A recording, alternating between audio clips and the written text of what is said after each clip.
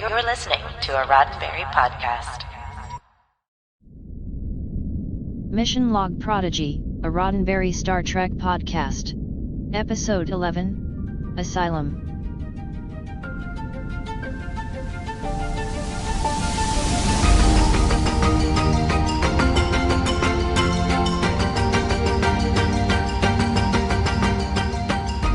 Welcome back to another episode of Mission Log Prodigy, a Roddenberry Star Trek podcast. I'm Ashley Victoria Robinson. And I'm Norman Lau, and we are so excited to be back after a very, very, very long break.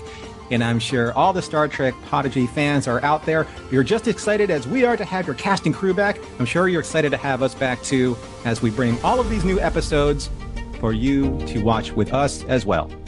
And just like our flagship Mission Log podcast, each week here on Mission Log Prodigy, we discuss every single episode of this animated series, discover what makes each of them special, and see if there are any morals, meanings, or messages that we have learned.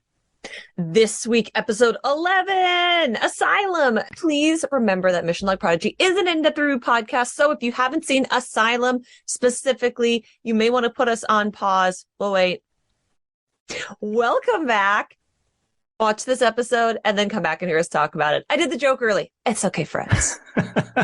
Mission Log Prodigy is produced for YouTube and as a regular podcast, so please be sure to engage the like and share buttons like they do, like all the kids do. We'll do this part, the like and share buttons, and subscribe to us here on the Roddenberry Entertainment YouTube channel. Please make sure to listen to all of our podcasts at podcast.roddenberry.com, Apple Podcasts, Google Podcasts, all the podcasts, or wherever you listen to Roddenberry podcasts. And you can also follow Mission Log Prodigy on Twitter at ML_Prodigy to keep up with all of our latest news and updates. Before we jump into the recap, here is why this podcast is so unique. We want to hear from you. Yes, you specifically, the younger Prodigy fans out there who would like to share their thoughts on the show. So please send us a 1 to 2 minute voice message at missionlog-prodigy@roddenberry.com. And in your message, please answer these questions. What is your first name and your age? Did you like the episode? What was your favorite part? And what did you learn? We look forward to hearing your comments, which will be featured at the end of our show. And just to start things off, here are our answers to the exact same questions. So, Norm, putting you in the hot seat. Yeah. Did you like the episode? Okay, so coming 8 months after the last episode, which was Immortal Star Part 2. Okay, so I liked it, but not for maybe the obvious reasons why one should like it. One, because we're back on the air, and two, because it was great, or I should say it is great, and it is worth the wait. But it's because I think that we've taken this really big step forward from where we left off. And I'm wondering, after a little bit of this has settled, I'm wondering if I'll like it for more than just we're back. More than just, I can't believe that 8-month period is over. And I'm wondering if our young cadets out there and, their parents or their guardians or their vice admirals feel the same way. I do. I don't know. How do you feel? How do you feel, Ashley, about it? I definitely liked this episode. I think it is very much in the tradition of premiere Star Trek episodes, whether that be mid-season finale or new season, or mid-season premieres or new season premieres, not finales, in that everything in this episode is the same but different. We are reestablishing the status quo, which ultimately, in the macrocosmic lens, hasn't changed that much from the beginning of this show. What's different is the particular details, right? All of the players are here, the ship is here, space is here, but how we're relating to each other is all new and different. That being said, I think this is one of the more fun versions of this episode because it's not just a checklist by rote. I think it is a much more creative approach than some of the other kind of recap episodes that we've had across the rest of New Trek, but ultimately it serves that same purpose. I think where the funness comes is in how we approach it, and we do get a little sprinkling of new characters who we've been waiting on for quite a while. So overall, I would say I really, really did like this episode. Awesome. All right, let's get into the nitty gritty. What was your favorite part of the episode? I think it was when it's definitely when Rok-Tahk tried to math out the velocity to jump from the station to the Protostar, because it wasn't just all of a sudden Rok-Tahk knows science, right? Yeah. The entire episode was all about Rok-Tahk not knowing just science, but now having a complete new way of being able to learn science from Starfleet's resources. But remember, folks, it's not that this episode was an unearned scene. Rok-Tahk was stuck in time for the longest amount of time alone in time amok learning science. Mm-hmm. So that and this scene, that scene and this scene tie together for her love of, I'm more than just this giant rock creature that everyone thinks is dumb. You know, I'm a scientist and I love science. And that was awesome. And Riley's voice acting, of course, sells that scene too. Yeah. How about you? I would say it's very similar. It's the moment when Rock learns how many different types of science there are. It is a beat that to me felt super, super similar to, if you remember from season 1 of Discovery, the Tilly and Stamets, and they used this moment to be kind of evocative and throw one of the swears in because it was streaming. But Right. their kind of shared excitement about math and science. However, I think because Riley is a bit of a younger voice actor, there is a sense of wonder that Rock brings to the world of Star Trek and space and this type of space exploration that it just hit different here than it did for me watching the first season of Discovery. Again, like maybe the purity of having an actual child involved in saying these lines that even though we have from Time Amok that we know that Rok-Tahk has this huge amount of growth and has a maturity and a capability that we don't always see on the surface, there is still room for this kind of wonder. That moment, like, really, really touched me right in my heart and soul. I was like, oh no, this is going to make me cry again. I know. Not Prodigy coming for me like this. Speaking of science, what did you learn? Well, you know, what I love about Prodigy, there's the message on the surface, and then there's the deeper meaning of that message on the surface where it is kind of learned over the course of the episode. And this one's the whole, sometimes you have to take that leap of faith. You know, Janeway says that at the beginning, and literally they did that at the end. Sometimes you just have to trust the people that you have come to know and love and depend on for thick and thin. You know, it seems that sometimes when the consequences are so dire, the only thing that you can really do is just trust somebody and then trust fall. And that's kind of what they did at the end. You know, I know they're falling through space, which is kind of ironic because you don't really fall through space. You just kind of move through space, but they did. They all just took a deep breath, trusted Rock. Rock did the math, and they did their best. And then all of a sudden, Janeway with the tractor beam trust fall catch. Amazing, right? That was amazing. So I love that. That was like this just very nice undercurrent that you learned throughout the course of this episode. How about you? I would say, so over the course of in between these two chunks of Star Trek Prodigy, I watched a show called The Expanse. And in The Expanse, there is a character who throws herself from one ship to another without the benefits of a spacesuit. So I was very happy that everybody here was at least semi-protected in their spacesuits. But much the same, that you have to take this leap of faith and that you have to trust everything, the literal universe as is represented by this quadrant of space has your back. And that is a hard thing to know as a grown person. That must be a hard thing to know as a member of Starfleet, which we laud. Even in this episode, we want to join Starfleet. We love Starfleet. We laud as this incredible organization, but you have to just trust that everything's going to work out because the universe has your back. That's right. Well said. Well said. Thank you. Well, thank you so much for that, Ashley. And that was fun. It was fun getting back to the questions. And I can't wait to hear from our young cadets when they turn in their answers as well.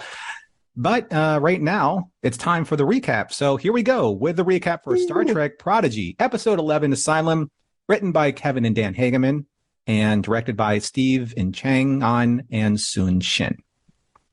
Okay. The theme is back for Spall, and it says good as ever. Opening all the feels in the opening credits of this episode. Asylum opens on an underwater world, giving very white people on the red planet vibes from Star Trek Into Darkness. The crew of the Protostar has to rescue a space whale. I'm sorry. An aquathon, and she's one of the last of her species, so like give her some respect. From poachers, indigenous poachers, to be fair. They don't seem to just be space poachers. They seem to be of this world, but that's not great still, without violating the Prime Directive. It is a tall order. I thought this was a training exercise. It's not. Like Pinocchio, they eventually find themselves in the belly of the whale until Janeway beams them aboard the Protostar and they head into safe interstellar waters. While underwater, Gwyn had a flashback to the apparent death of her father, as we saw at the end of the last chunk of episodes. And Zero swears to undo the accidental harm he caused in the season finale or mid-season finale and help Gwyn uncover everything that she had lost. They work together with the help of the medical bay to achieve this. In Dal's captain's log, we learn that it's been weeks since the mid-season finale. I think that's a good time jump. I'm really happy this didn't pick up 5 seconds in the big Star Wars tradition. Thank you. Then we quickly get a different version of First Contact when the crew of the Protostar meet the first Denobulan that we've seen since Enterprise. Lieutenant Junior grade Arnis Frex of CR721, aka the Federation's furthest comm relay. And they are excited to be there because this is their first contact with Starfleet, and he is less than impressive. But that's okay because the crew isn't technically Starfleet either. His whole vibe seems designed to let the crew know that not everyone in Starfleet is a shining beacon like Janeway is. A quick scan through a database lets everybody know what race they are. We learn that Murph is a melanoid slugworm, and as we were told, that is in fact in Star Trek canon. Go and check that out if you want to know more. No one still knows what Gwyn is, and Dal might be able to know what he is if he goes to Starfleet headquarters. Could this come up later in future episodes? Who's to say? Only time will tell, because as he says, Starfleet does have the answer. Arnis gives the crew the run of the con relay, and then we smash cut to Chakotay and Janeway. Oh, it's just a simulation, of course, which Janeway has been reviewing in her renewed mission to find her best friend. Apparently, he was taking the Protostar to the Delta Quadrant. I will say I get why Janeway would absolutely not go back there, and it's a nice reference to Voyager to have Chakotay be revisiting this particular part of space. The con relay provides greater facilities for the Protostar crew to explore their interests. Rock gets the lowdown on just how many sciences there are in the galaxy. Gwyn and Zero have access to medical equipment, so they are able to work on memory retrieval, kind of like we saw them doing on the Protostar at the beginning of the episode. And Jankum and Dal get to use the replicator to make hot dogs, meat tubes, food for kings. Arnish tries to download the ship logs from the Protostar, and we get an ominous reminder of the weapon on board. Remember, it's not actually Zero or Gwyn like we were teased in the first half of the season. All the systems on board the con relay go haywire. Everything goes wild. Science isn't able to solve this. They're not able to explore in any more depth. Gwyn's medical pod fills with a dangerous liquid, almost drowning her. Jacob is belted with hot dogs. While immersed in the pod, though, Gwyn's memory comes back to her. The memory of her father resurfaces, and she gains clarity just in time for the crew to burst into the medical bay and save her, or inspire her to swing out her sword and save herself, which is a really nice moment that she doesn't have to be full damsel rescued here. She is able to find it within herself through the power of this truth and this confidence to ultimately save herself from the pod. Woo! In a nice moment, until CR721 basically self-destructs. Arnis is mad about it. Everyone shows off in the corridor until Arnis makes a mad dash for an escape pod, seemingly leaving the crew behind to fend for themselves. And then Dal speaks the popular line that we've already evoked many times here today. Sometimes the hardest thing is to take a leap of faith. With everything shutting down and all the escape pods lost, what are they going to do? Well, everyone suits up, pops out into space real quick. Rock does some mad science, and they all jump over to the Protostar. The calculations are good, but not perfect. Luckily, Janeway was on board to snap everyone up real quick, and no one is lost spinning through the void of space as Jankum feared. Meanwhile, on Taras Labora, I didn't think we was ever going back here, but here we find ourselves. Human Janeway and her Starfleet crew, including David Diggs, show up and uncover a Starfleet badge while searching for Chakotay, along with a mystery creature, or at least a mystery to them creature, the Diviner. Quote, he's alive, and hopefully he'll have answers. End quote.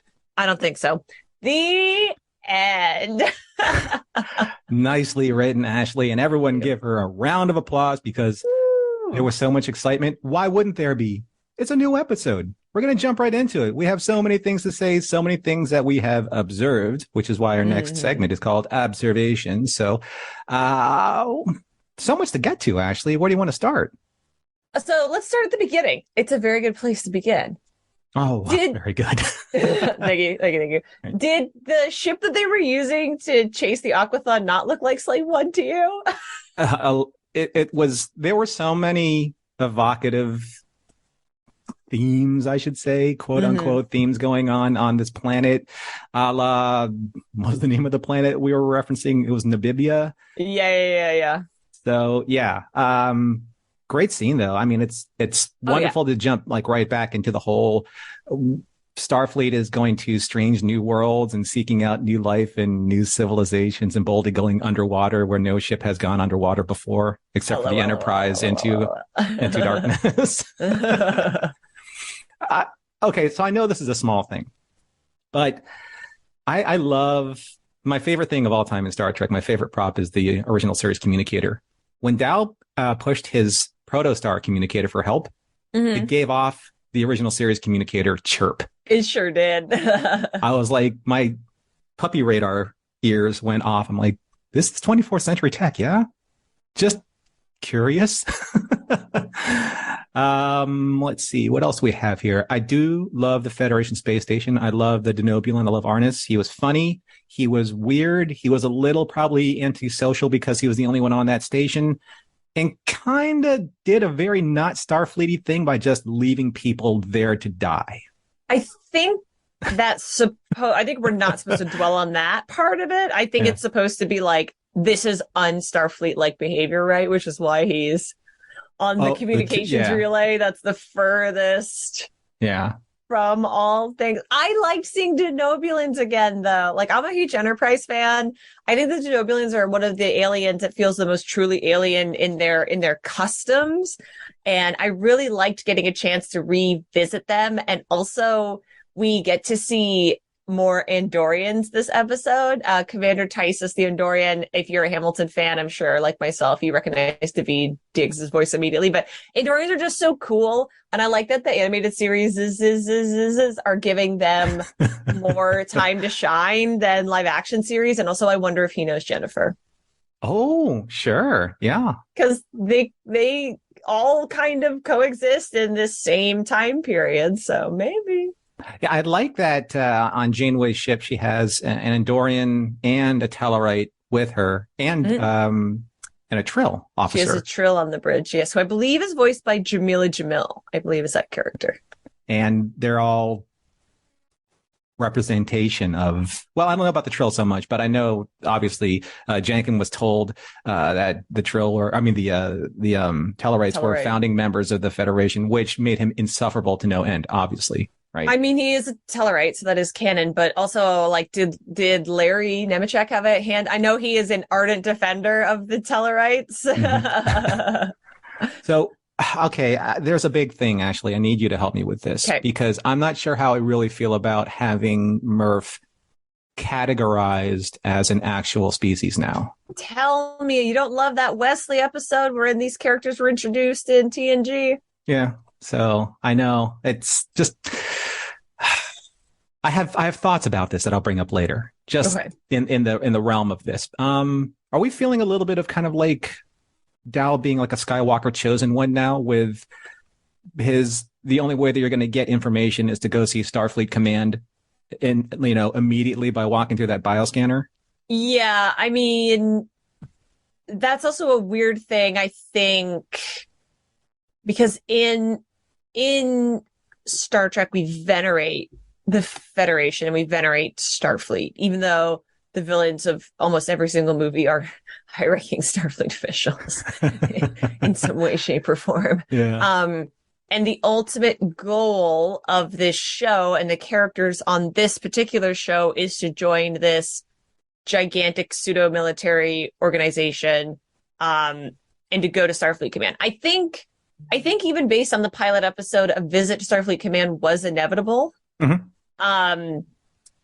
It's going to be interesting what it winds up saying about Dow. Like if they have the answer, but the answer is in Starfleet Command, it makes me wonder if this is some sort of intelligent design storyline.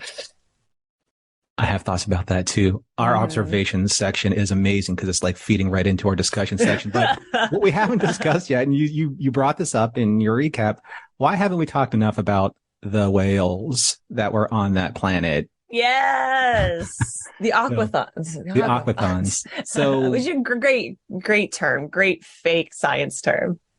George and Gracie come to mind, obviously, from Star Trek 4. Don't they, though? Cetacean Ops over on Lower Decks. And our aquathon was pregnant, just like Spock said about Gracie. She has babies. Right? And also was very into darknessy with the whole sequence. Maybe this was one of those homage type episodes. Who knows? All right. Well, we also have Arnis straight up says saboteurs. Saboteurs. And it's a real Shatner delivery of that particular word, which I found very funny. But the last thing I want to bring up here is, can we just talk about thrusters and spacesuits for a second? Yes, let's please do. I'm also watching For All Mankind right now, so like this just like pinged my radar so hard. But I know this is a show for all ages. I know that we had to create drama and that we needed a reason why we couldn't just like flip up over the ship right away. And so the answer is there's no thrusters in the spaceship. NASA astronauts, as long as there have been NASA astronauts, have thrusters in their spacesuits. Why do Federation cadets not have thrusters in their spacesuits? Yeah. And it reminded me, again, so we had the Into Darkness reference one with what happened at the very beginning with the underwater planet. Into Darkness reference 2, when Kirk and Khan jumped through the Enterprise space to the Admiral Marcus's supership space and thrusting through. Speaking of evil admirals. Right. And thrusting through space and thrusting through debris. So yes, you're all right. You're absolutely right about that. And yeah, it was just, I think it was like a drama-ish type of thing that we were looking at. 100%. Okay, but that's my nitpicky. I know you want to talk about Chakotay. That's big. That's a big reveal. Ooh, he looked good. Yeah, he looked really good. I am so excited to see like where this goes, because I knew that it had to have been like maybe a hologram or a memory or some kind of thing, because we saw the bottle of champagne, crash and kind of christen the Protostar. And what is happening with this story, Ashley? It gets more complicated and more layered the further we go along. In my wrap up, I have a theory. Oh, I love theories. But every time it's like pulling back in. It's like pulling back the revelation about who Gwyn really is and what she really represents. Like you think on the surface, it's these two sort of parallel plots that are going to converge. And then as the plot thickens, there's so much more hiding underneath there. And to wrap it up and present it as Janeway and Chakotay is just like so satisfying to my fan brain. Yeah, I know. And that hug was powerful, It was like more than friendship, but not in that Janeway Chakotay shipper kind of way. It's just that they've come to this point where their careers are starting to diverge. She's Vice Admiral Janeway now, of which he makes a point, and he's Captain Chakotay, and he's going to go out and do his captain thing. But now we're here with her looking for him. And why did he disappear? And why didn't you call Chakotay? Ooh. I liked her phasing through the hologram as well. Like, I just thought that was a really cool kind of visual moment. Mm-hmm. Yeah, for sure. Great way to like segue right into like the bigger points. Cause, just like our mission log show, we go into some heavy discussion. And there are really a lot of things, to kind of chew on in this episode. So, what's something that was important to you, Ashley, for, that came to the surface? So the thing that really came to the surface for me, and you may have noticed it in the recap, is both on the Protostar and then when we get over to the comm relay, we have all these characters working in pairs with a very specific mission in mind. And it feels to me like these two types of storytelling, and then echoed by bringing everybody through the scanner, we're driving home the idea that everybody is unique. And it can seem like a platitude, and it can seem really quaint in like that elementary school kind of way, depending on how it's delivered.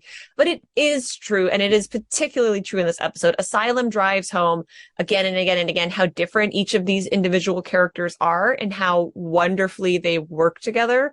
To have them partnered up in this way throughout this episode, I think is really lovely to see. The most obvious on the nose example is Zero and Gwyn, who had shared some story time previously, but this duty of care that they seem to feel toward Gwyn based on what happened in the mid-season finale is really fascinating to me and really sweet, because we don't have a chief medical officer among this crew. We don't really have a doctor type, and I wouldn't have pegged the Medusian to be that. And I'm just interested in how this is going to sort of Rubik's Cube unfold, because I think there's going to be a lot more here, and seeing the uniqueness and seeing everyone's strengths, like Rock's calculations on the fly, the math is cool moment is like next level here. I just think it's really special. Mm-hmm. I love that so much. Yeah, I love how they're still making sure that we're following our characters' storylines as much as we can. I do have a point to make about that later on. I love that, in a way, building everything up from like episodes 1 to 10, and now everything's kind of paying off here, because I like that we have had the separation of time from Taurus Lamora, A Moral Star Part 2 to now. And even if they don't know it, they're doing the Starfleet thing. They've trained all this time to do all of these different Starfleet missions to prove that they're Starfleet worthy, to make sure that they know how to operate their ship and they just don't look like a bunch of thieves. And when they roll up onto Starfleet's door, they've done it. They've done the work. They've done the training. They've done the due diligence. They are Starfleet, for better or worse, aside from just putting your hand on the Starfleet Bible and swearing the oath like we're Starfleet. So they're not kids anymore. They're not unintelligent anymore. And they're not, disparate and separate anymore. They're all trained, because they all wanted to be something better. I think that's kind of like what Janeway kind of started herding them all to do, right? And the icing on the cake there was Janeway pinning the Starfleet pin onto Dal. Not Dal pinning it on himself, but her pinning it onto Dal. And the appropriately designed Starfleet pin from the appropriate time period.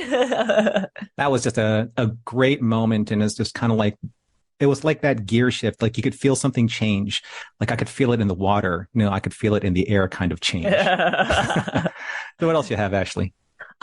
Truth always comes to light. So the Gwyn and her memory of it all was inevitably going to be a plot point. It was definitely going to be this hanging Chad over a lot of this half of the season, if not over this character forever, ultimately.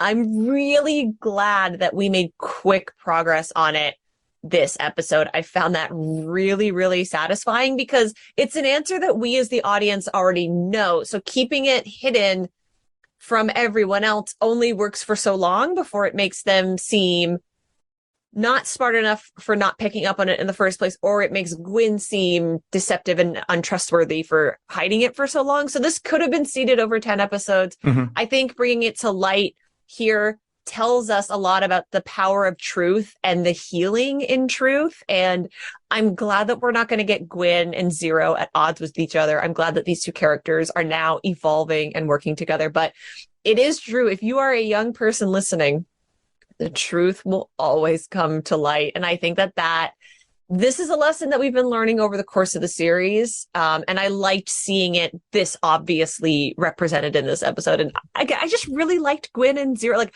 I want to see them drinking tea, looking out at a starfield, discussing, life, the universe, and everything. They're a really lovely pair. And almost kind of like an unexpected pair, like you said, like 100%. Earlier on. Yeah. And maybe that's the strength of like where our characters are starting to shift now. Maybe this is my new ship. I don't know. We'll see.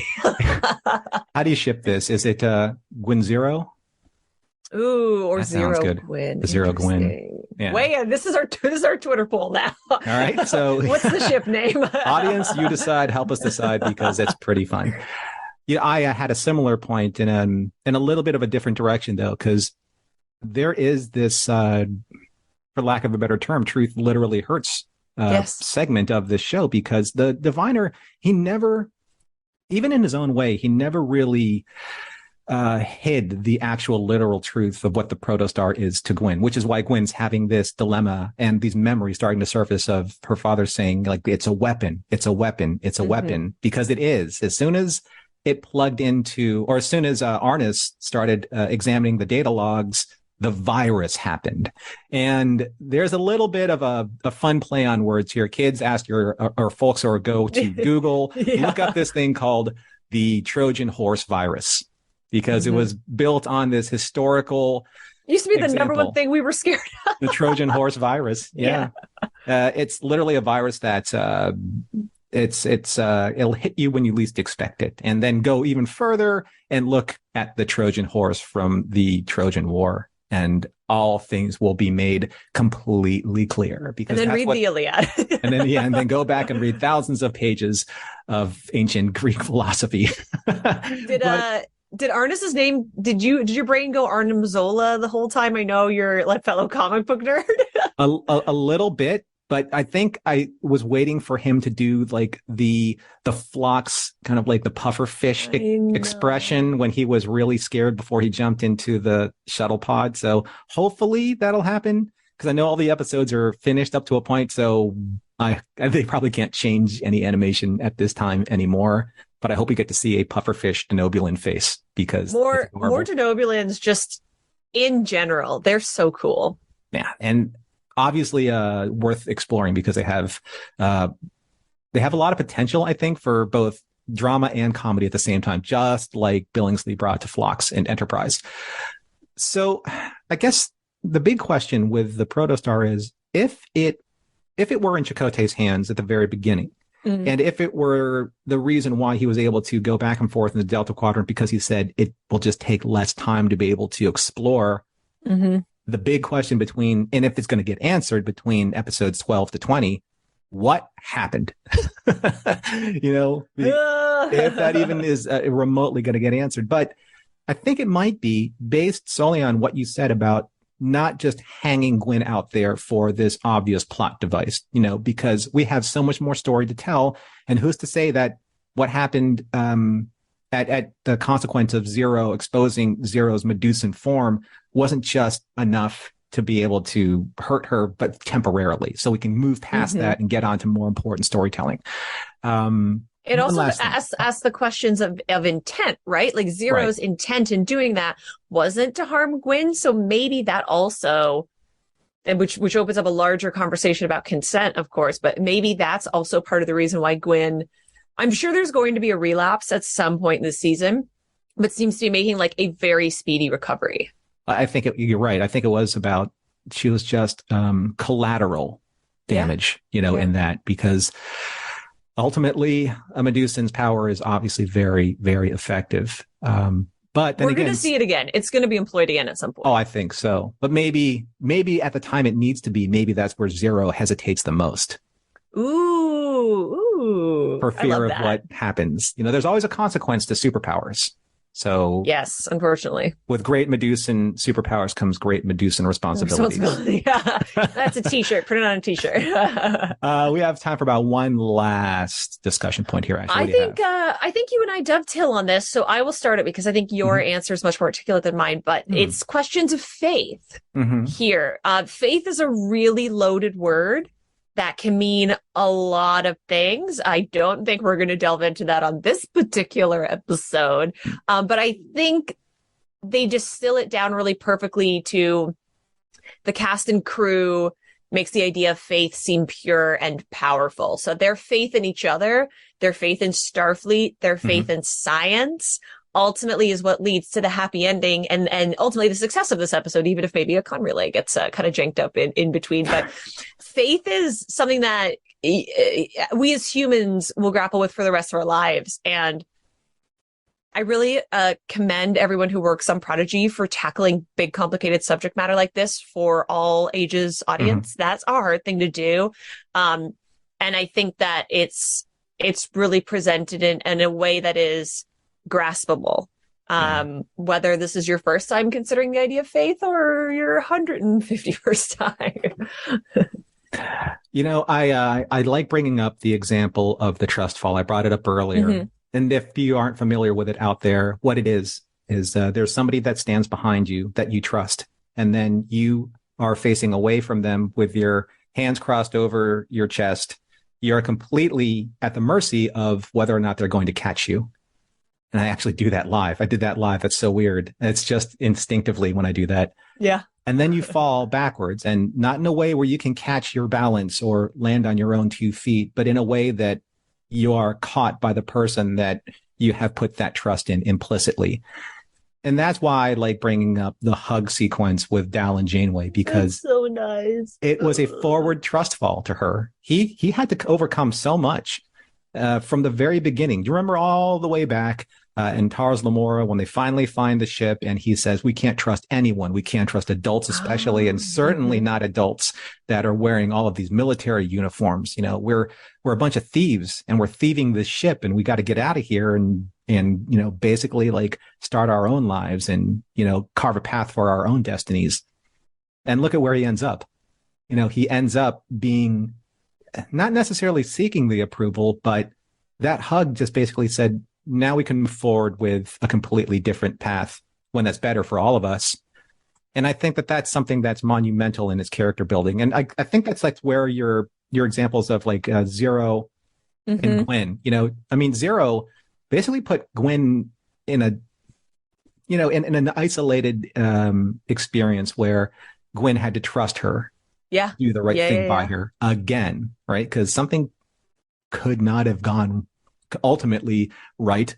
And something almost did, right? Yeah, right. We went right up to that line. Also, I just want to say, you're such a genius that you talking about this has unlocked my brain. And I was like, oh my God. And we saw Dal's horrible mom. So when he meets Janeway's going to become his mom, or at least his maternal figure.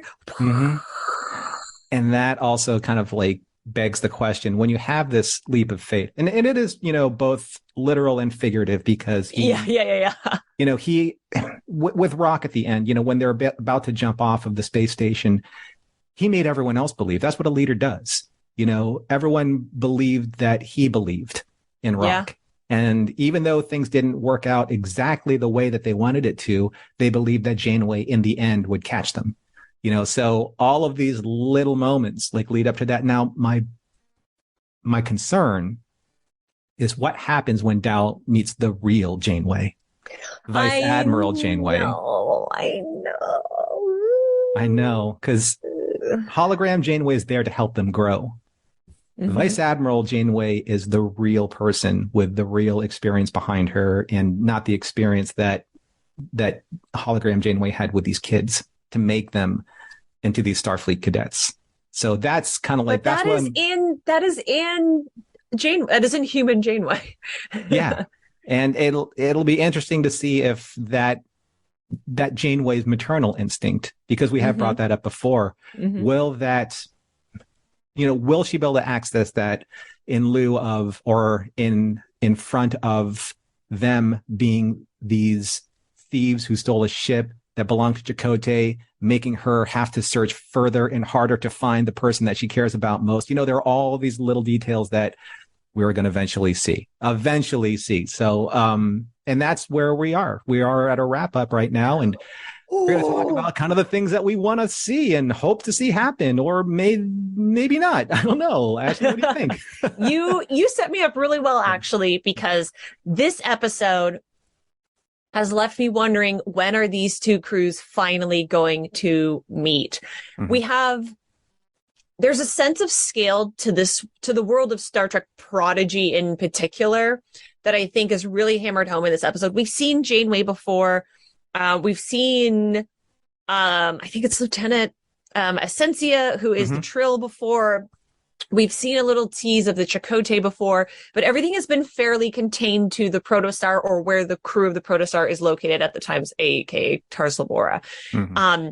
And this really gives a sense of our two worlds crashing into each other in this powerful way by seeing Admiral Janeway's crew in Tars Labora. And I mean, we know the Protostar is out there, but it can't be that far away, because this crew is operating at a lower level than a vice admiral's crew is going to be. We have dueling Janeways holding it down in two parallel storylines that are just like this track that at a certain point has to turn and has to converge, and how that's going to happen as the plot thickens accordingly. I am really, really excited to see. The more we learn about Vice Admiral Janeway's crew, the more they seem like a family as well. If you look at the dynamics that we have going on there, with the brusque Tellarite, he's kind of like your weird uncle. Tysus seems like the enthusiastic brother. So if they're a family, Chakotay is family, and maybe if his crew is mostly survived, bringing a family of his own, and the Protostar crew is a family, what are all these families going to be like when they finally get together? What is the family reunion of Prodigy going to be like? Are they going to fight? Are they going to be stronger together? Of course they're going to fight. We need some drama. Like, can you imagine if Vice Admiral Janeway shows up and throws all of these children who look up to a version of her and her likeness in the brig? That's going to be devastating. I can't wait. And Prodigy has taught us that characters are capable of change, right? Gwyn coming over from her father's side, the diviner, to the side of her fellow crew members. I'm just excited to watch all of these families grow into a proto family. Like this episode, as all good premieres do, has just opened up my mind to so much wonder and possibility in the future. Like, I can't believe we have to wait a whole other week. Well, at least it's only 1 week instead of like 8 months, right? Yeah, At least we have that saving grace. Yeah, there's so much to be mined in a 24-minute episode. And it's like this every single week. And again, kudos to Dan and Kevin for writing this, and for Steve and Sung for directing this. It's hard to kind of distill down your thoughts, when there's so much that has been somewhat answered, but even more so introduced. And I think that's where I'm like at this weird space of how do I feel about this episode, because there's so much new information that we've been given. And especially when it comes to kind of like the kid species or lack thereof. So we know Jankum's, he's Tellarite. We get that, right? We know that Zero's Medusan. We get that. But when they categorized Murph, I'm just like, okay, the world is starting to get smaller. The more that you add labels and definitions and data and information to kind of like this nebulous unknown space that we had all the way in Tars Lamora, the more and more that it becomes kind of like codified. That's a big word for basically saying explained from the unknown. That was the fun of kind of like, where are we going with the story? And then you have Gwyn, which is weird because she walks to the bioscanner and Arnis is like, yeah, you're unknown. We'll just make you unknown. That's fine. But all of a sudden Dal comes in and he's like, Starfleet, something required for more information. Like, why isn't Gwyn like that too? Yeah. Right? Because she's unknown. Dal's unknown. They're both unknown. So they both should be important. But now you have, like you said, Ashley, you have these kind of like these three realms starting to converge on themselves. Like as the circles get smaller and smaller and smaller, you have our Prodigy crew that we began with, that we fell in love with, and now they're starting to grow. Then you have this peripheral crew of Janeway and Chakotay and the Voyager legacy that's starting to become more and more and more a part of this story. And then you have kind of like the details that are filling the in-between. I guess my biggest concern is taking the focus away from our children, from the children characters, because these are the characters that helped us fall in love with the story to begin with. But then as Star Trek fans of a certain age, we're also going to fall in love with seeing Janeway again, Vice Admiral Janeway, Chakotay, their reunion. And we're going to be so much more maybe interested in what's going on there than the story that brought us here. And that's my biggest concern. My biggest concern is I'm going to ask you this. I'm going to ask our audience this. Does having the reveal of so many actual high-ranking adult characters like Janeway and Chakotay make this story feel smaller because the focus is shifting away from the original story? And I don't want our kids to get lost in the process. I don't want them just to be part now of this larger story. To make this big explanation very, very, very clear, I don't want our hobbits to get lost underneath the underfoot of the big men, of the Gondorians, of the soldiers. I want our hobbits to be there front and center always. So how do you feel about that? I think that is a legitimate concern because introducing more characters and more plot means that some characters and some plot that have become beloved to us up to this point are going to be sat by the wayside. And I do think there are characters, because this is still this is the back half of season 1. Mm-hmm. So there are characters that up to this point, like Jankum Puck, for example, hasn't had a full focus on him. He's still very much a supporting character. True. I think you and I have this refrain from the first half of the season that is trust the Hagemans. Mm-hmm. And we will, and we do. And I trust that as they take time away from our Protostar crew, it's ultimately in service of them, because at the end of the day, they are the stars of the show. Dal and Gwyn are the main characters. And if we sway away from that too much, then it's not Star Trek Prodigy, and this is not Mission Log Prodigy. And I don't think, I say this with confidence, with my full chest, I don't think that's going to happen. Thank you. Thank you for reassuring me, Ashley. And I got you. And I know that we're going to have more to say about this as the season unfolds. We still have 9 more episodes, thankfully, to enjoy. So here we are at the end of our show. Thank you, everyone. Ashley, I hate to say that we have to say goodbye now, but we have to say goodbye. As Norm said, we reached the end of our show, which is absolutely devastating. Thank you for joining us here on Mission Log Prodigy. If you enjoyed our show, and why wouldn't you, please make sure that you smash that like and subscribe button and share it to our Mission Log Prodigy playlist on the Roddenberry Entertainment YouTube channel. We collect them all in one place for you, or check out the podcast on your podcatcher of choice. Mission Log Prodigy is produced by Roddenberry Entertainment, production and technical direction by Earl Green, whom we love very much. Our website and your opportunity to comment and connect with us is missionlogpodcast.com. And if you would like to support Mission Log directly, why wouldn't you? You can do so at patreon.com/missionlog. Well, thank you everyone for coming back, for spending your time with us as we look forward to the rest of Star Trek Prodigy in the back half of this first season. We look forward to sharing our thoughts with you on episode 12 next week. And we're so very excited to say this once again as we close the show every single time. We would like to leave all of you, as we do at the end of this show, with these very special incoming transmissions. Receiving listener communications. Message playback begins. What's your name? Dietrich. How old are you? 4. Did you like the episode? Yeah. What was your favorite part?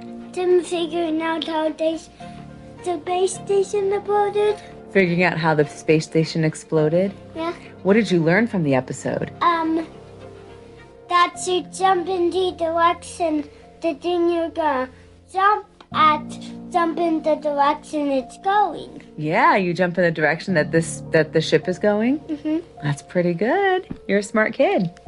So what's your name? Sarah. And how old are you? 7. Did you like that episode? Yes. And what was your favorite part? When Murph was sticking its tongue out of space when they jumped from the ship. That's pretty cool, huh? Mm-hmm. And what do you think the episode was trying to teach us?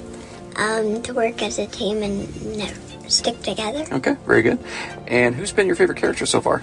Murph. Okay, all right, cool. Thanks, Sarah. Can you say bye? Bye. What's your name and your age? My name is Rook, and I am 7. Okay, Rook. Did you like the episode? Yes. What was your favorite part?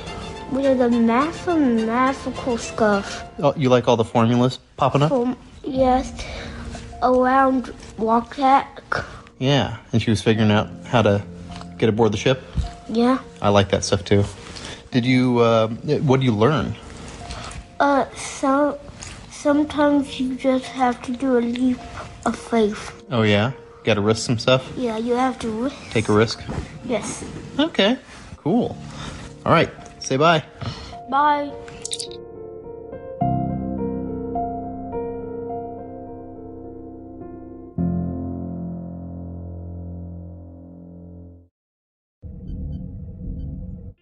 This is a Roddenberry podcast. For more great podcasts, visit podcast.roddenberry.com.